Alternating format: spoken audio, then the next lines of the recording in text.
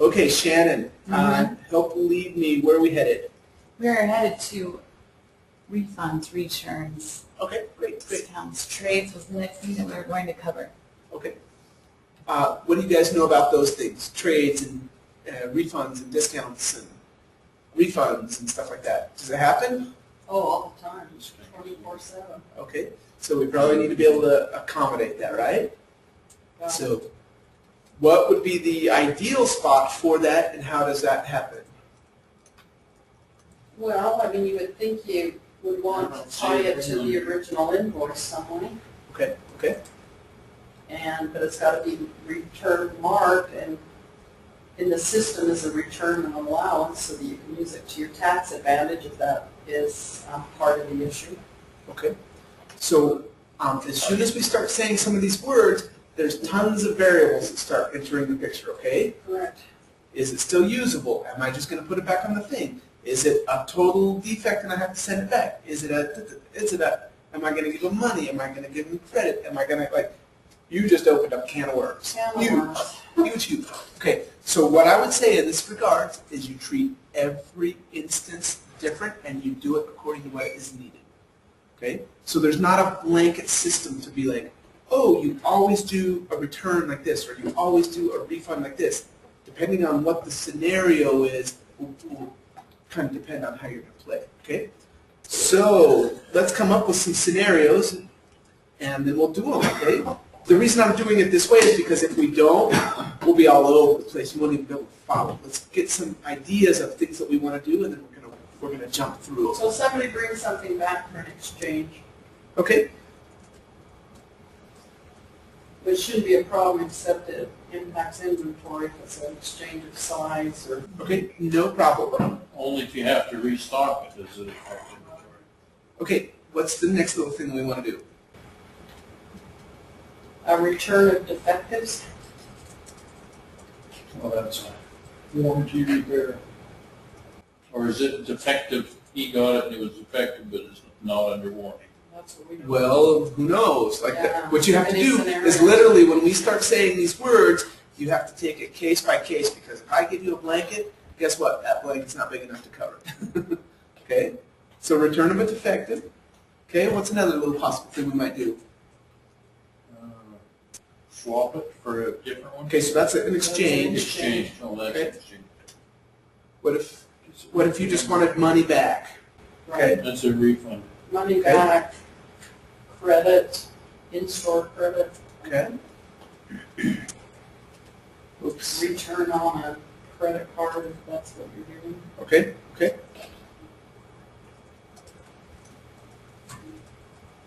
Actually, if they do a refund, that could be refund could be your category, and then credit card refund and cash refund. What I want to do is I want to kind of give you some ideas here, and then you may have to fake it or get some ideas of what's going on really, okay? And Madison store, clothing store would only do in-store credit. That would Okay. be the only option. Okay, so here's some interesting things. As soon as you say in-store credit, you're technically starting to play with the balance sheet, and you have somebody's money that is actually considered a liability. So but anyway, it gets a little deep as soon as you start breaking out of that model, but it happens. So just wanted to kind of let you know. Okay, anything else that we wanted to do here? Or that's probably at least a start. I don't return to anything. Shannon, you got any more?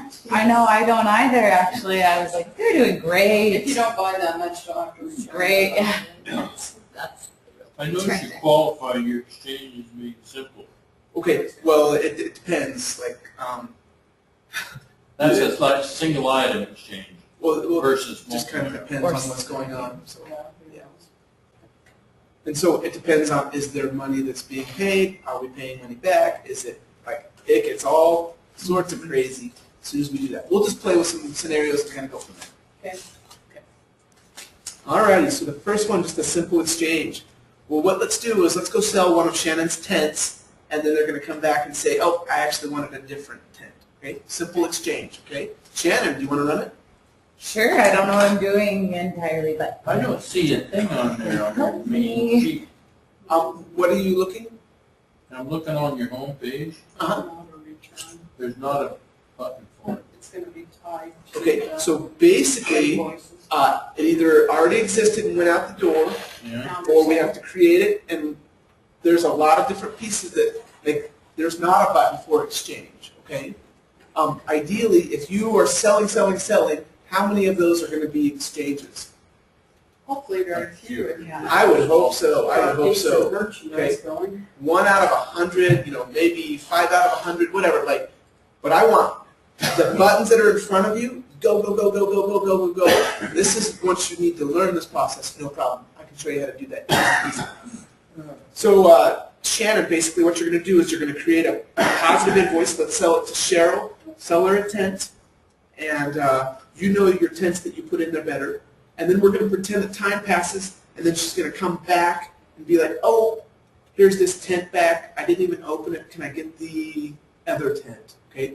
So we're basically going to do an exchange or a trade. I think that's what we're doing first off, right? So that's Okay. not objects and data over time then, Oh, sure it is. is it? How does that not play into objects and data over time? Oh, no, I'm asking if that's what it is. Okay, so here's the objects, okay? Customer tied to invoice, tied to items, creates an object, okay? All Right. those relationships create an object. Well, something happened. It already happened 3 days ago when Cheryl did this. It's already starting its life cycle. I've already deposited that money that she gave me. It's in the bank, okay?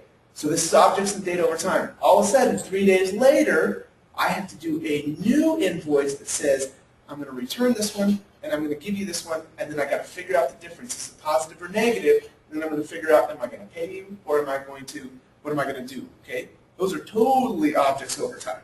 Objects and data over time. Okay? So that's what we're using then, huh? Constantly.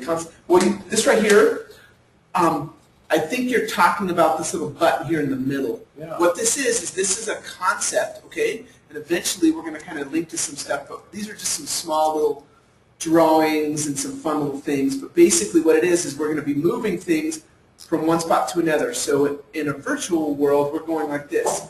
Step 1, step 2, step 3, and as we do it, we're going to lock it with permissions, okay? So something's going to happen. A sale's going to happen. We're going to end up getting it clear to the deposit level. And then all of a sudden we have to do a return, so it's kind of like a little subcategory opens up on that particular invoice. Okay?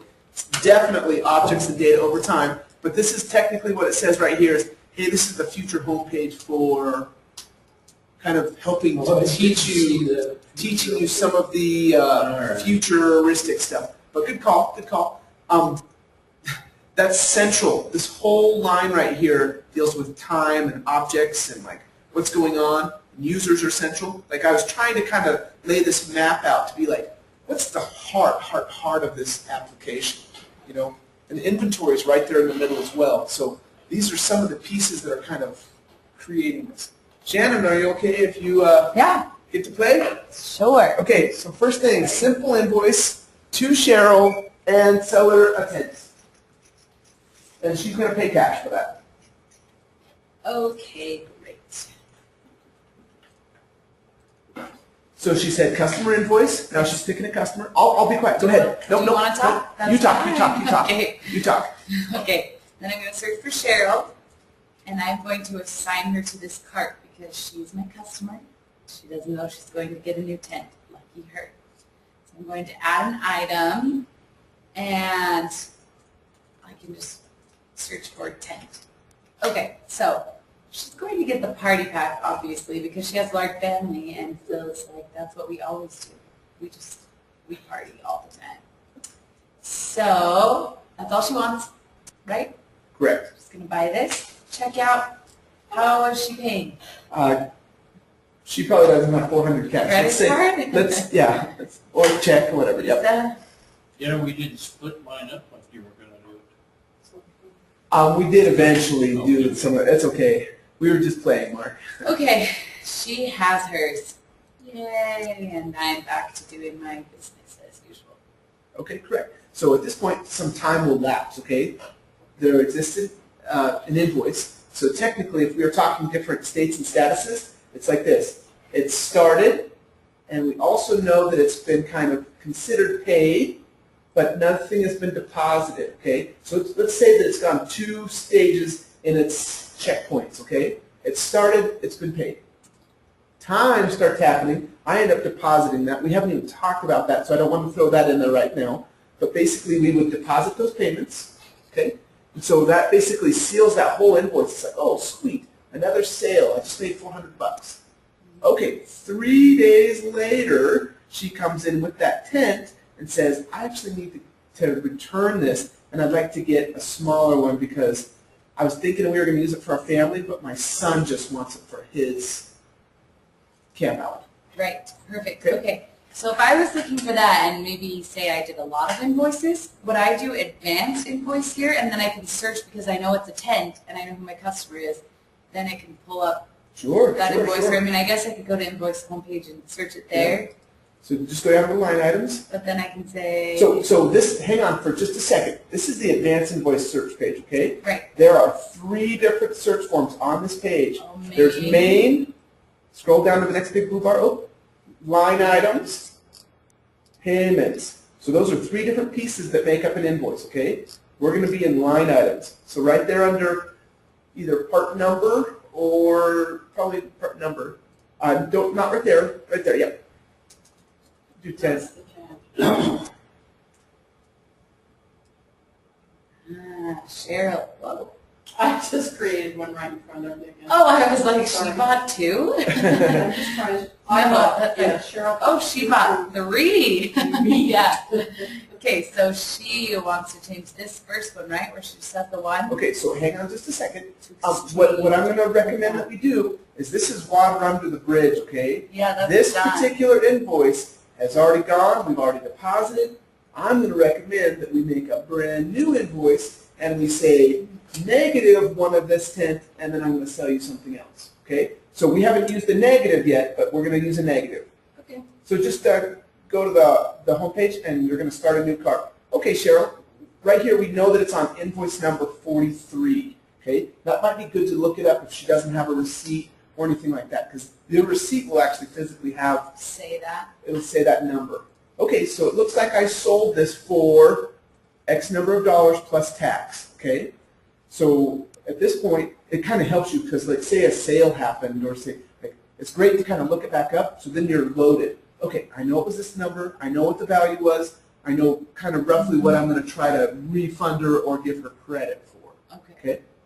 So now what we would do at this point, we would say, start new card, okay? And we'd go ahead and assign it to her if we wanted to, that's fine. Okay, and now on the item, when we add our item, go ahead. You're going to hit tent again. Okay, now find the party pack and put a negative 1 this time. Why would you do that? Because we're funding it. Okay, It's like she's turning it back in. okay, awesome. So go ahead and hit add. Is she getting a different tent as well? Like we could even do it right here. Yeah, I was going to say, wasn't she getting it? She's getting the 2-man tent. Okay, perfect. Watch this. This is a negative 1 and a 1. Okay, pull it into the cart. Let's see what it did. Scroll down. So it's reversing some stuff out. Looks like I currently owe her $89.12. Perfect. So now do I go to checkout? I would put some notes on this particular one personally. Yeah. Okay, scroll down a little bit lower. Those are non-printing. But for printing, I would put right here. This was returned on such and such a date by so and so. Like I would document this thing. Because usually some time has passed and like basically what this does is cover yourself, cover your rear end. What's the Okay? difference between the printing and the non-printing? What does it sound like, Mark? Well, one comes over the printer and one doesn't. But Okay, if so you're, we if technically you're have, the customer's never going to see this part. the customer will never see the non-printing notes. But if I needed to put in there, I was kind of worried about this when he came in and, you know, like, he had a whole bunch of things to return and I can't find any of this stuff on an invoice. I think he may have, you know, grabbed it from another person and he's just trying to get some things, like say you were a chain or something. I would record that in the Non-printing. non-printing notes. So is this printable notes? Is that going to print out on the invoice somewhere? Absolutely, it sure will. Oh, okay. Yep. Better be nice on that part then. Okay, so do they want anything else, or that they're just doing this? They bought high, Just that. and now they're getting a lower one, okay? Mhm. So technically, as soon as we hit submit, what's going to happen to our inventory? It will That put back zero. one more party pack tent and 1 2 total. Correct. So it's going to reverse that, and you just lost one of your smaller ones. Mm-hmm. Great. Let's go ahead and hit check out. Check out. Okay, so are you paying them cash, check? What are you doing on this? Can we refund it to her Visa card? Okay, you could. If she has her Visa card, you just hit Visa. And And then then I just run it and you it'll run go it, back on there. it'll basically credit it through there. You say create the invoice. Okay, so basically at this point, your batch settlement, when your credit card stuff comes through, eventually you'll have a negative $89 that just ran through. Your inventory's correct, she's happy, and you just did a simple exchange. So I would call this a simple exchange. Okay? The only difference that was different is we said, hey, a negative 1 on this. She doesn't owe us anything. We just paid her back. Okay? Does it show her history? Absolutely. There it is. Yep. That's Okay, that's just the invoices we've done for her. Watch this. Go up and I'm going to show you another cool link. There's one that says, no, all invoice items. I can see everything she's ever bought from me. oh, that's cool. Scary. Okay, and if it's tons and tons, I'm like, man, wow, I don't want to scroll down through this. Just switch to group.